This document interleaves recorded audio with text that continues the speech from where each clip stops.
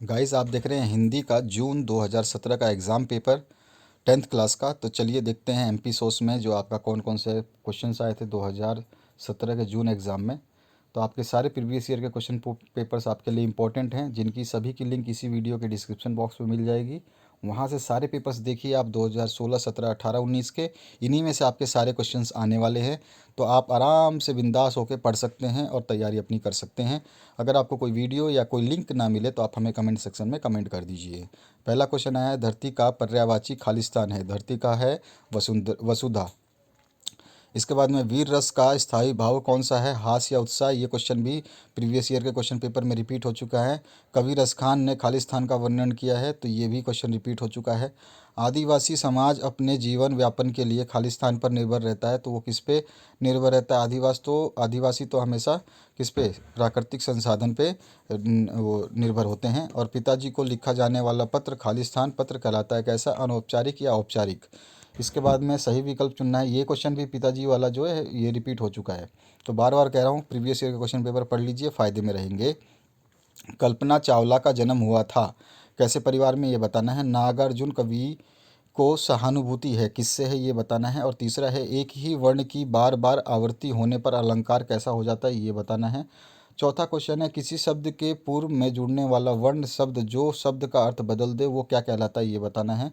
पांचवा जो है, भाव पल्लवन के रूप में समावेश होना आवश्यक नहीं है, वो कौन सा है ऑप्शन? ये सही बता देना है आपको। सत्य सत्य की जांच करनी है यहाँ पर। किसी उक्ति अथवा वाक्य में निहित व्यापक संदेश को विस्तार देना भाव पल्लवन कहलाता है। ख है, मानव शरीर जड़ पीड़ पिंड है। और ग है, कोयल बसंत ऋतु में मौन साध लेती है। और घ है, आंख दिखाने मुहावरे का आशय दुखी रहना है। और च है, दोहे में दो पंक्तियाँ और चार चरण होते हैं। इसके बाद चौथा क्वेश्चन है, एक वाक्य में उत्तर देना है। कवि ने आंगन में कुटी छवाकर किसे बसाने को कहा है? उसके बाद में ख पूछा है, डिप्थीरिया रोग में शरीर का कौन सा अंग प्रभावित होता है? ग है, रस के कितने अंग होते हैं? ग है, लोकोक्ति का संधि विच्छेद कीजिए। और च है, सुविधा की दृष्टि से पत्र को कितने भागों में बांटा गया है? आपको बताना है। इसके बाद में पांचवें क्वेश्चन में आपको सही जोड़ियों का मिलान करना है, जो आपके सामने यहाँ पे दिए गए हैं। आप आराम से इसको पढ़ लीजिए, देख लीजिए एक बार।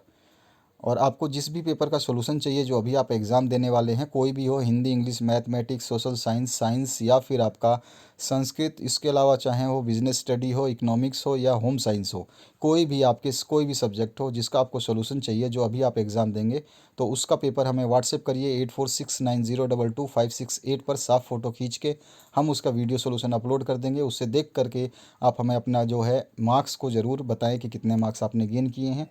इसके बाद आ जाइए, छठा जो क्वेश्चन है, जड़मति शब्द से क्या से ये बताना है। बीज के माध्यम से कवि क्या कहना चाहते हैं, ये आपको बताना है। सातवां है, बसंत ऋतु में धरती किस रंग में सजी सवरी प्रतीत होती है? ये क्वेश्चन 3 बार रिपीट हो चुका है। अथवा में कवि कैसे लोगों को जगाने के लिए कहता है? ये भी 4 बार रिपीट हो चुका है। आठवां क्वेश्चन है जो है, खोजी होए तो तुरंत ही मिली होए, तो के आशय को स्पष्ट करना है। अथवा में है, बगुला समाज के किस वर्ग का प्रतीक है? ये भी जो है कई बार रिपीट हो चुका है। इसके बाद जो है आपका 9वां क्वेश्चन है, परियोजन ना किसे कहते हैं? ये आपको बताना है। और ऑप्शन में आया है, प्रपत्र से आप क्या समझते हैं? ये बता दीजिए।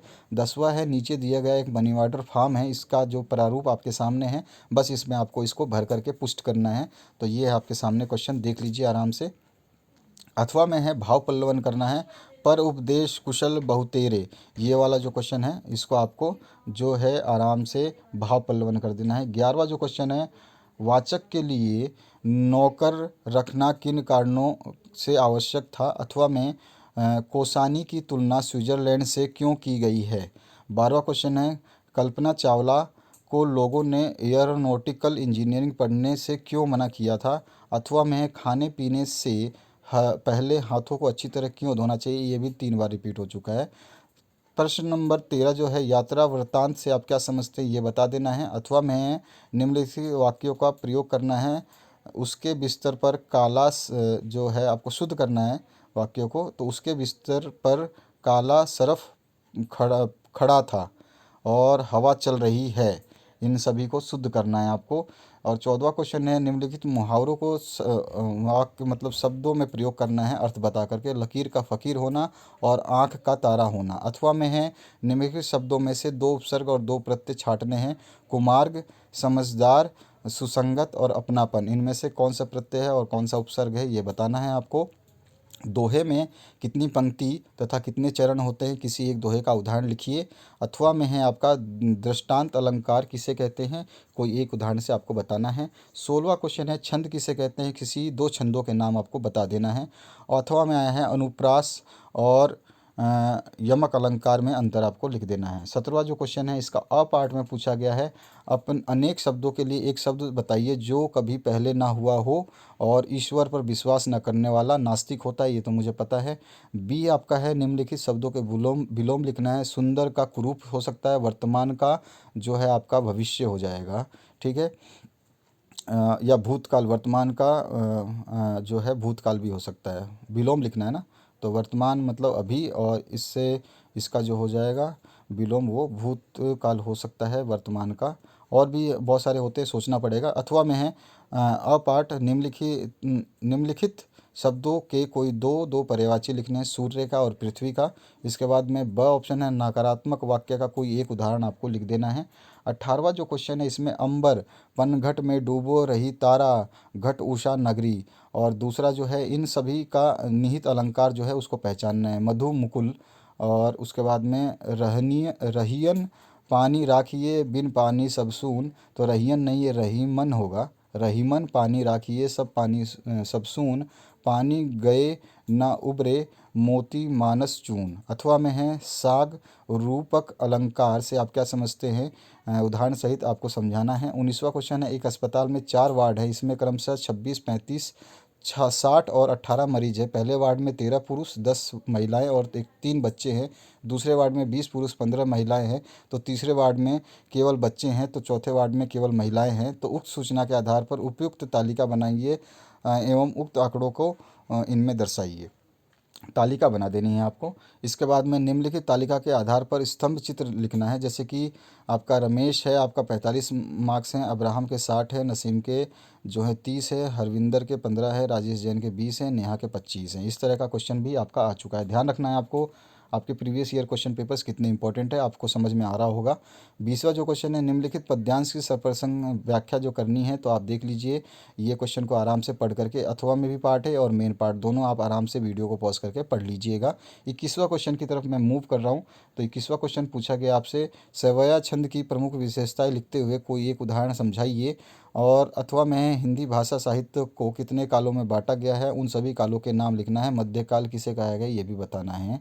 22वां क्वेश्चन है शब्द शक्ति किसे कहते हैं, ये कितने प्रकार की होती है, उदाहरण सहित समझा देना है। अथवा में है सुदामा की दशा देखकर कृष्ण क्यों रो पड़े। और 23वां है हमारे जीवन में समाचारों की क्या उपयोगिता है। अथवा में है वह पठान जो एक भी यात्री को डब्बे में नहीं बैठने दे रहा था, उसने लेखक के साथ 12 अन्य व्यक्तियों को कैसे बैठने दिया। पठान के इस हृदय परिवर्तन का क्या कारण थे, ये आपको बताना है। 24वां जो क्वेश्चन है इसकी बात करें तो इसमें आ जाते हैं हम 24वें क्वेश्चन में। तो इसमें पूछा गया है मारपीट की संभावना काफ़ी उज्जवल थी, और वह ख है बस फिर झपक गई थी, कोच कोच कर उसे जगाया गया तब गुर्राकर चल पड़ी। इस पंक्तियों में व्यंग को स्पष्ट करना है। अथवा में विज्ञापन की प्रमुख विशेषताएं लिखनी है। 25वां है लिखित अभिव्यक्ति के लिए किन किन बातों का ध्यान रखना चाहिए, ये बताना है। अथवा में है भारत में जब अलग अलग भाषाओं के बोलने वाले लोग आपस में मिलते हैं तो किस भाषा में बात करते हैं और क्यों, ये आपको बता देना है। इसके बाद में आपका 26वां जो क्वेश्चन है इसमें पूछा गया है, यह अपठित गद्यांश दिया है जनसंख्या वृद्धि भारत के लिए आज एक विकट संकट बन गया है। इसको पूरा पैसेज को पढ़ना है, समझ जाना है। और इसके पूछे गए क्वेश्चन हैं आसान है। समाज की सुख संपन्नता के लिए भयानक चुनौती क्यों क्या है, ये आपको बताना है। तो ये आपको पता ही है, जनसंख्या वृद्धि है। जनसंख्या वृद्धि के लिए उत्तरदायी एक प्रमुख कारण क्या है, तो ये आपको बता देना है, जो कि आपका जो प्रमुख उत्तरदायी कारण है। उसके बाद में हमारी जो है मेनली जो है संतान ईश्वरीय विधान है और वरदान मानने वाला भारतीय समाज ही उत्तरदायी है। उपयुक्त गद्यांश अपठित गद्यांश का एक शीर्षक लिखना है, तो आपको जनसंख्या एक विस्फोटक समस्या, इस तरह से आप लिख सकते हैं। गद्यांश का सारांश अपने शब्दों में आपको लिखना है। उसके बाद में 27वां है अपने प्रिय मित्र को हाई स्कूल परीक्षा में प्रथम श्रेणी में उत्तीर्ण करने के लिए बधाई पत्र लिखना है, अथवा मैं अपने मोहल्ले पर में बढ़ रही चोरी की घटनाओं को देखते हुए थाना प्रभारी को पत्र लिखिए, आपके क्षेत्र में रात्रि गश्त बढ़ाने का अनुरोध कीजिए। 28वां जो क्वेश्चन है इसमें अब देख लेते हैं हम क्या पूछा गया है। 28वें क्वेश्चन में पूछा गया है, निम्नलिखित में से किसी एक विषय पे निबंध लिखना है। मेरा प्रिय खेल, जनसंख्या वृद्धि की समस्या और मोबाइल फ़ोन का बढ़ता चलन, प्रदूषण का संकट, वृक्षारोपण का महत्व।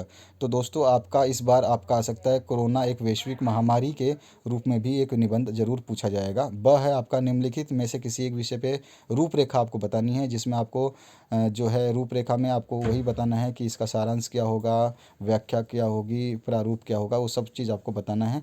तो जल ही जीवन पे लिख सकते हैं, विद्यार्थी जीवन अनुशासन पे लिख सकते हैं, विज्ञान के वरदान पे लिख सकते हैं, मेरा प्रिय खेल पे लिख सकते हैं। तो ये है आपका क्वेश्चन पेपर। प्रीवियस ईयर के सारे क्वेश्चन पेपर्स पढ़ लीजिए, आपका काम बन जाएगा आसानी से। Thank you very much for watching this video till the end.